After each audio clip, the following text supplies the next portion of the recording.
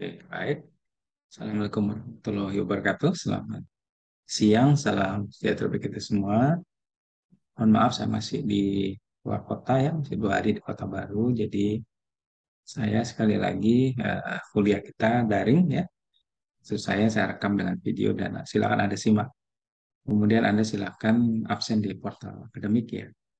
Hari ini kita kuliah di SAP ketiga yaitu kebutuhan energi unggas.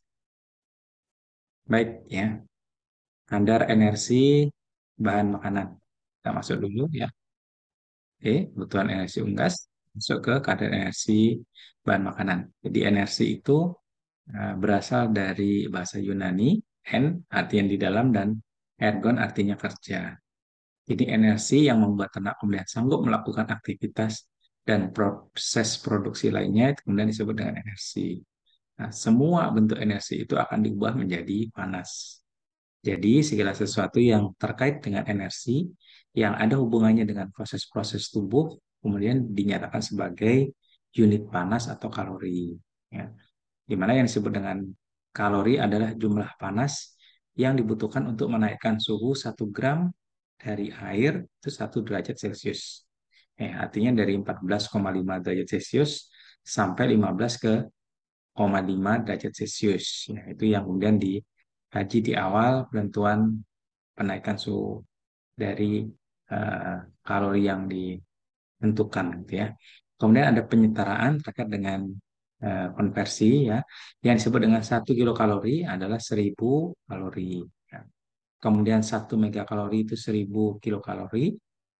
Ya. Kemudian 1 kilokalori setara dengan kurang lebih 4 BTU atau British Thermal Unit ya.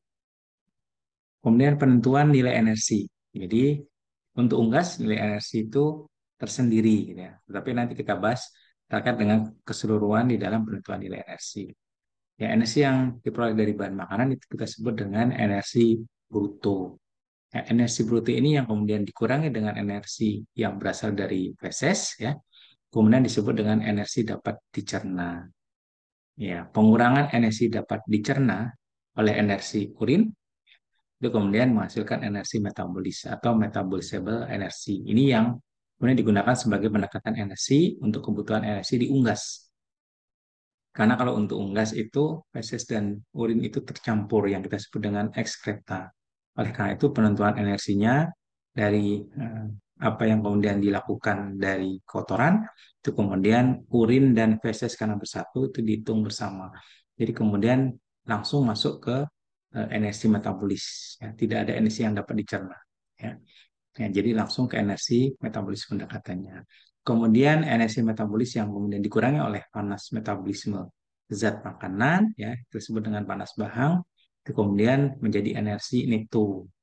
Nah, energi neto inilah yang digunakan di dalam proses-proses produksi, baik untuk pertumbuhan, ya tipe pedaging, lemak, ya kemudian untuk produksi telur, ya kemudian penghasil wool atau bulu untuk produksi susu, kemudian untuk daging, dan kemudian untuk pekerjaan-pekerjaan otot yang lain. Sementara panas bahang digunakan dalam proses-proses pemeliharaan ya, seperti untuk mempertahankan metabolisme basal. Kemudian yang kedua untuk aktivitas yang bebas. Kemudian yang ketiga untuk menjaga suhu tubuh tetap hangat dan kemudian yang keempat untuk menjaga tubuh dalam kondisi dingin untuk memberikan suplai energi. Nah, energi itu dideterminasi atau diukur melalui 2 cara. Yang pertama determinasi energi secara langsung, dan yang kedua adalah determinasi energi tidak langsung. Yang langsung ini sekarang jarang dilakukan, ya. Yang dilakukan karena kita kemudian melakukan determinasi energi yang tidak langsung. Tapi dulu, ya, energi pengukuran secara langsung dilakukan dengan tahapan-tahapan sebagai berikut. Nah, seperti diketahui bahwa penggunaan metabolisable energi atau energi metabolis paling banyak digunakan dalam aplikasi untuk bidang ilmu nutrisi unggas. Karena pengukurannya tersedia untuk semua tujuan, baik untuk hidup pokok ya, untuk pertumbuhan dan produksi. Di pakan itu untuk 3 fungsi, yaitu untuk hidup pokok, pertumbuhan dan produksi, dan itu aplikasinya semua menggunakan energi metabolis. Nah, pengukuran energi metabolis secara langsung itu biasanya menggunakan bom kalorimeter. Sampai sekarang juga masih digunakan sebenarnya ya, tapi banyak digunakan energi yang tidak langsung. Nah, dulu menggunakan cara ini misalnya dengan mengukur energi metabolis dari ransum Bansal. Ransum Bansal itu ransum contoh dengan kode misalnya dengan kode A itu sekian kilokalori dari hasil penggunaan bom kalorimeter ya dibakar di dalam bom kalorimeter. Kemudian yang sudah ditentukan sebagai langsung basal yang sudah punya nilai kalori itu ditambah dengan bahan makanan yang belum ditentukan nilai energinya atau belum diketahui nilai energinya dengan simbol B ya. Jadi A plus B sama dengan J. Maka B atau energi yang belum diketahui nilai energinya itu diperoleh dari pengurangan kalori A plus B yang dibakar di bawah kalorimeter dikurangi dengan kalori dari ransum basal yang sudah diketahui. Ya, misalnya kita membakar 60 gram ransum, dapatnya 240 kilokalori di bom kalorimeter ya, di alat bom kalorimeter. Kemudian energi ekskretanya kita peroleh 60 kilokalori.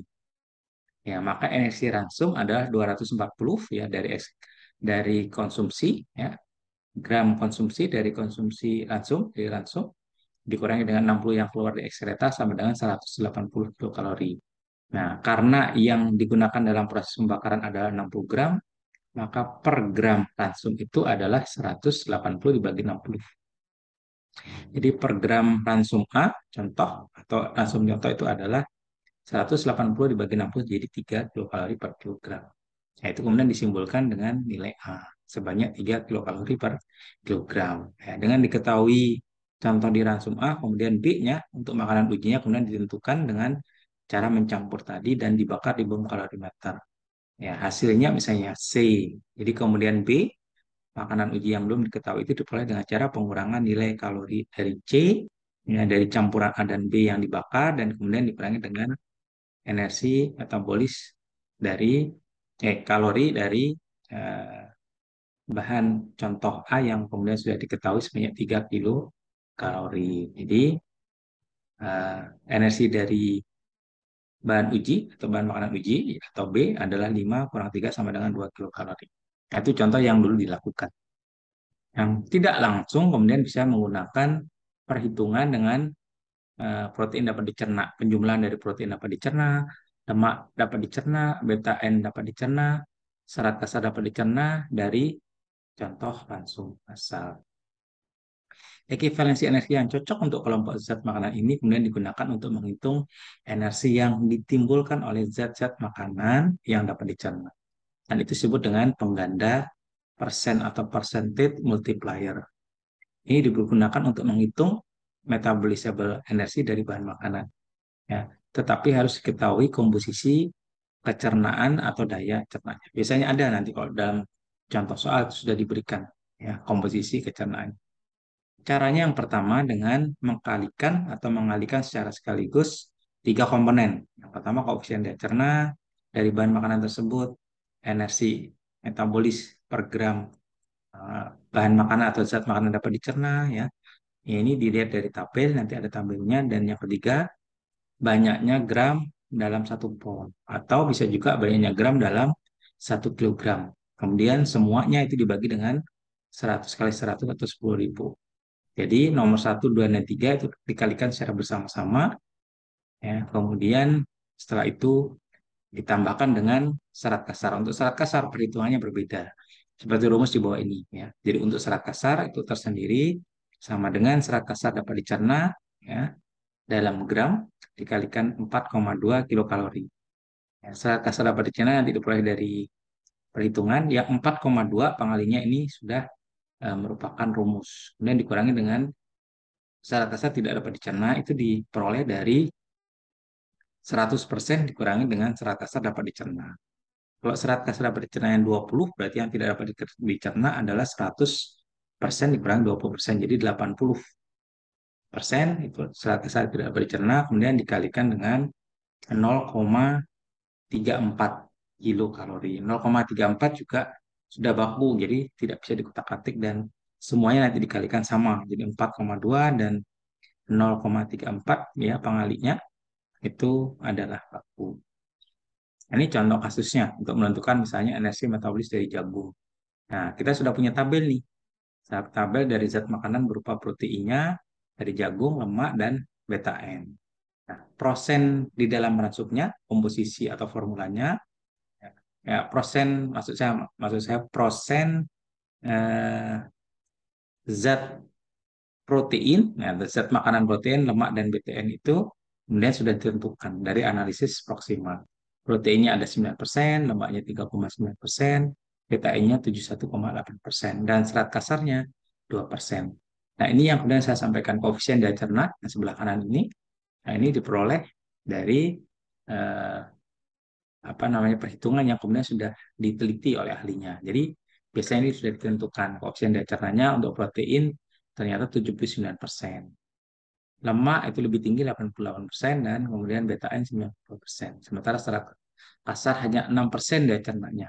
Apalagi untuk unggas kan memang serat kasar menjadi pembatas atau limited factor. Dengan tabel ini kemudian kita diminta menghitung berapa kira-kira energi metabolis dari jagung. Pertama, tadi saya sampaikan, kita mengalihkan baik protein, lemak, beta N, ya, kemudian ditambahkan dengan serat kasar nanti. Nah, proteinnya diperoleh dari mana? Nah, proteinnya diperoleh dari 79. 79 itu dari sini. Ya, ada cerna dari protein jagung 79 dikalikan 4,4. 4,4 itu apa? 4,4 adalah energi metabolis yang kedua per gram dari masing-masing zat makanan. Kalau protein berarti protein dapat dicerna, lemak dapat dicerna, beta N dapat dicerna. Dari mana? Dari tabel kita lihat. Ya, gitu. Nah, gitu kita bisa melihat di situ dikalikan 4,4 dari mana? Kita lihat dari sini. Ini protein dapat dicerna dari bahan makanan, ya. Dari bahan makanan apa? Jagung termasuk di kacang-kacangan di sini, jagung. Jadi protein dapat dicernanya adalah 4,4. Nanti kalau kita menghitung lemaknya, nanti kita lihat nih, untuk lemak, eh, jagung termasuk di butiran dan biji-bijian di sini, ya kelompoknya. Jadi 9,11 pengalinya. Sedangkan untuk beta N, ya, jagung masuk di butiran dan biji-bijian. Jadi pengalinya adalah 4,2. Nah, sekarang kita lihat. Nah, sama ya, dikalikan 4,4 karena di tabel protein dapat dicerna dari jagung, masuk di serialia dia kelompoknya 4,4, kalikan 45 kalau kita bentuk dalam pound, dibagi 100 kali 110.000. Nah, yang saya anjurkan itu adalah jumlah gram dalam kilogram. Jadi ada 1.000. Jadi yang kedua, jangan jumlah gram dalam pound. Ya, nanti Anda agak sulit kalau ini yang ini aja, yang nomor dua yang Anda gunakan. Karena bisa memilih salah satu. Kemudian bagi 10.000, dapatnya 34,76 kilokalori per kilogram. Nah, demikian kemudian lemak juga dicari. Lemak berapa? Lemak berarti di sini. Koefisien dapat dicernanya 88. Nah, kemudian dikalikan tidak 4,4, tapi ada lemak yang dapat dicerna. Nah, lihat di sini lagi untuk lemak. Lemak berapa dia tadi pengaliknya? Masuk jagung itu di butir-butiran atau biji-bijian. Nilainya 9,11. Jadi pengalinya nanti di sini yang untuk lemak adalah 8,8 dikalikan berapa tadi? Eh, berapa tadi ya? 9,11 ya yang ini 9,11. Nah, kemudian dikalikan 1.000 dibagi 10.000 hasilnya berapa? BTN juga sama. BTN berapa di sini? Berarti 92 dikalikan BTN dapat dicerna untuk pengganti ini ya. BTN dapat dicerna untuk butiran, jagung masuk di butiran ya kelompoknya 4,2 dikalikan 4,2. Jadi 92 dikalikan 4,2 dikalikan 1.000 bagi 10.000. Nah, 10.000 dari 100 kali 100 ini ya. Sama dengan berapa? Nanti ini dikalikan ya. Ya, maksud saya dikalikan, dijumlahkan, dikalikan dari masing-masing ini kemudian dijumlahkan. Ya, protein ditambahkan hasil dari lemak ditambahkan dari beta M. Ya, kemudian nanti ditambahkan serat kasar. Nah, untuk serat kasar kita cari yang sama yang dikalikan ininya ya ke gram, bukan ke pound. Yang kita pakai ini. Jadi 6 ya sama di 6 dikalikan serat kasarnya 4,2 ini sudah ketentuan dikurangi 100% dikurangi 6 ya. Di sininya jadi 94 dikalikan 0,34 itu sudah baku juga nih. Kalau saya diganti bagi 10.000 kalikan 1.000 ya. Jadi kemudian nilainya 0,68. Dengan demikian energi metabolisnya adalah satu ya ini 34,76 ditambahkan hasil yang dari lemak berapa ditambahkan hasil dari beta N berapa, ya, kemudian dihasilkan dari zat kasar berapa.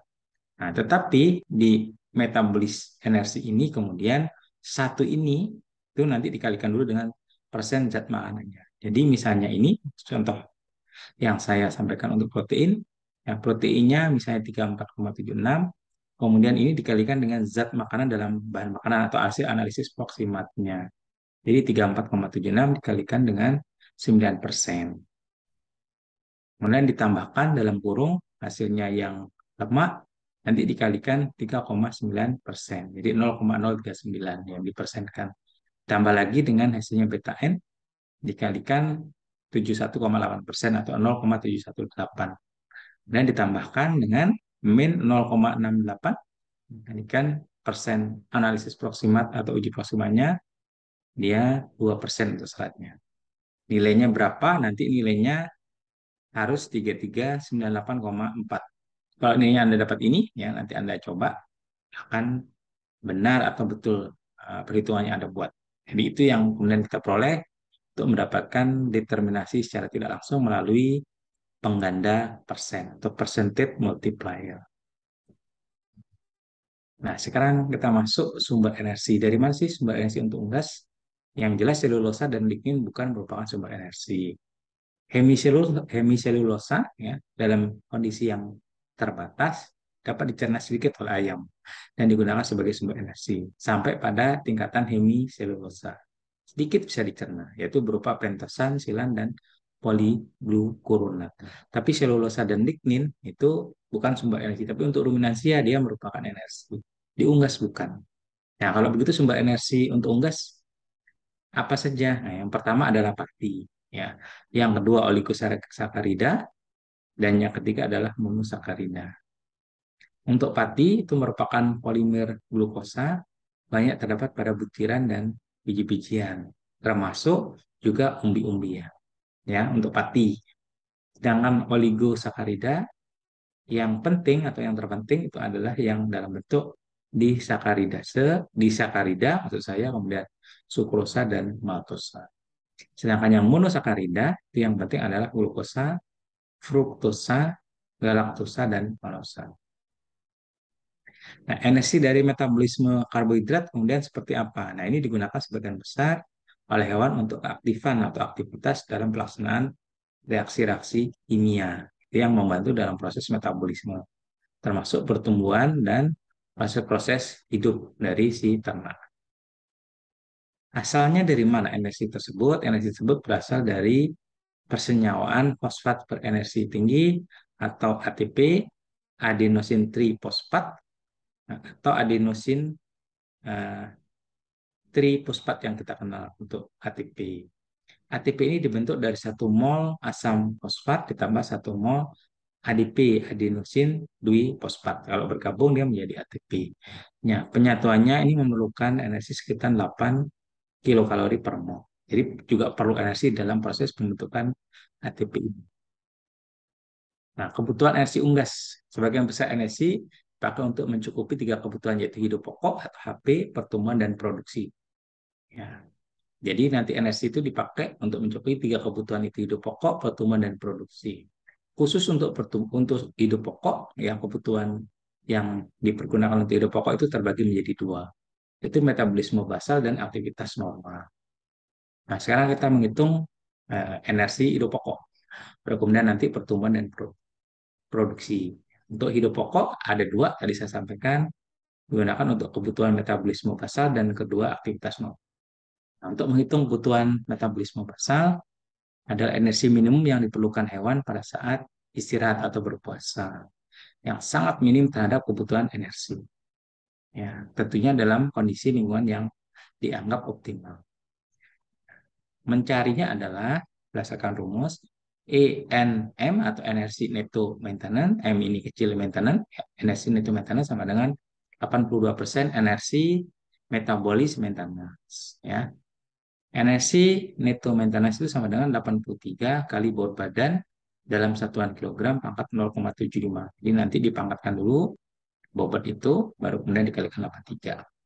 Nah, dengan demikian untuk contoh kasus ayam dengan berat 1,75 kg, Maka energi neto maintenance-nya kita cari dulu sebelum dapat energi metabolis sama dengan 83 yang tadi ya, 83 kali 1,75 bobot dalam bentuk kilogram kali dipangkatkan 0,75. Ini nilainya adalah 126 kilokalori per ekor ya per hari.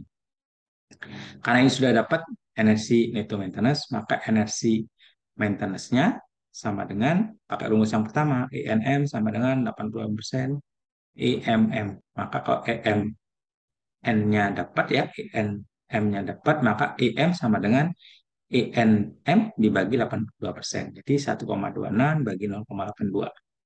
Nilainya adalah 154 kilokalori per ekor ya, per hari.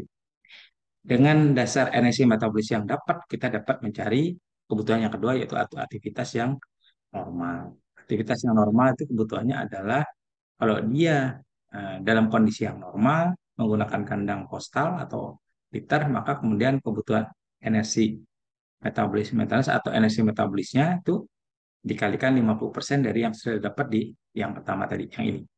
Energi metabolisnya dapat 154, berarti itu dikalikan 50% kalau dia hidupnya di kandang postal atau lantai atau liter. Untuk yang di dalam case atau baterai, karena kebutuhan bergeraknya sedikit, kebutuhannya energi juga sedikit ya untuk aktivitas.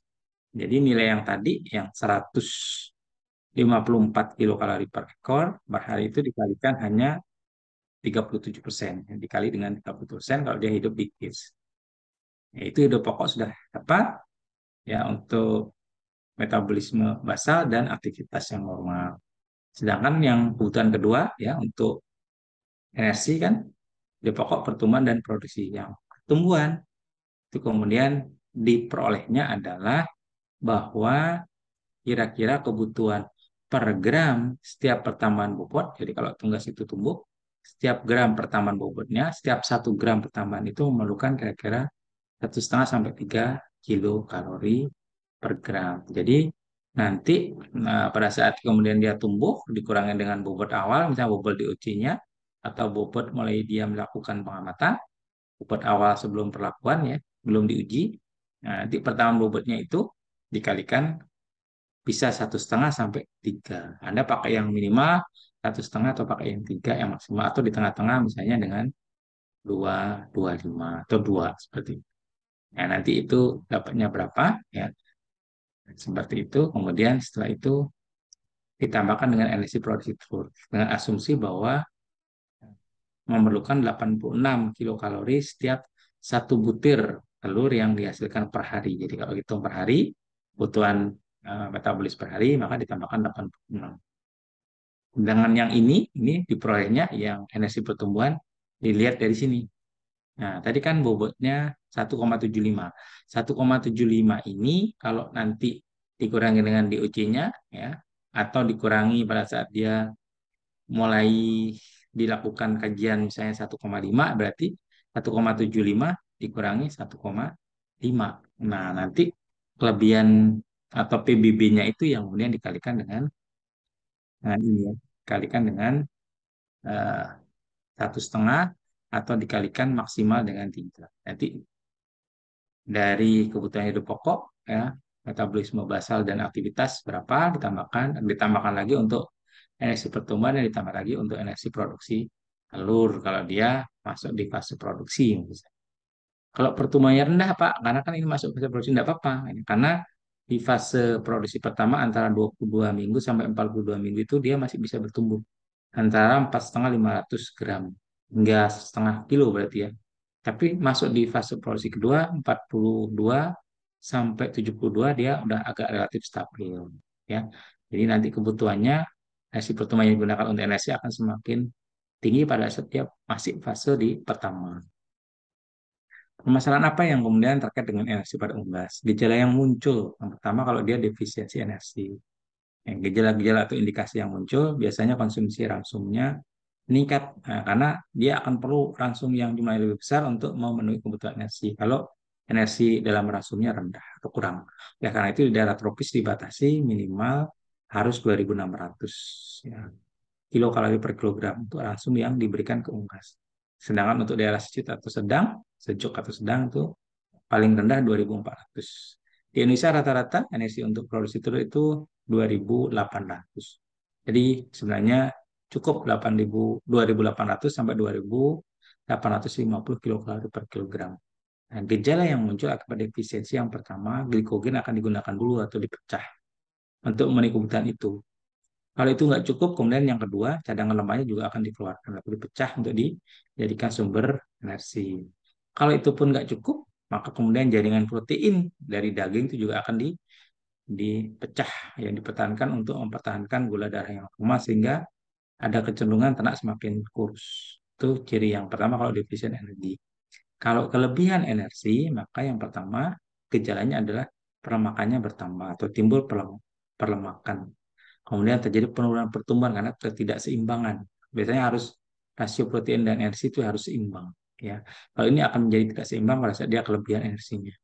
Kemudian kekurangan protein untuk pertumbuhan yang normal, ya karena itu tadi ada ketimpangan sehingga makin tinggi energi, kemudian menjadi tidak efisien terhadap unsur nutrisi yang lain termasuk protein sehingga kemudian proteinnya juga kurang ya karena energinya tinggi ya maka konsumsinya kalau tadi lebih banyak dia lebih sedikit pada saat konsumsinya lebih sedikit ya karena energi yang tinggi dia sudah cukup kebutuhan energi maka kebutuhan nutrisi yang lain menjadi kurang jadi unggas itu yang menentukan dia itu berhenti makan atau sebagai limited faktor untuk konsumsi adalah energi kalau dia terlalu tinggi konsumsinya akan sedikit, lebih sedikit karena sedikit sudah kenyang, energinya tinggi.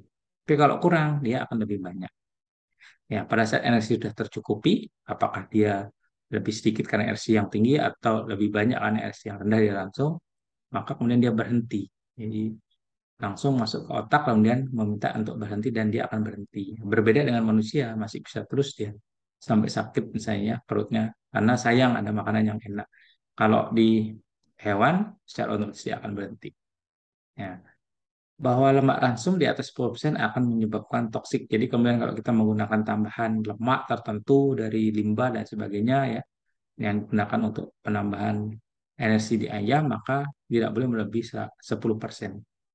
Lebih dari 10% dia menyebabkan toksik atau racun atau keracunan pada ayam. Nah, itu yang harus diperhatikan. Yang normal sekitar 5-6% ya maksimal untuk untuk unggas.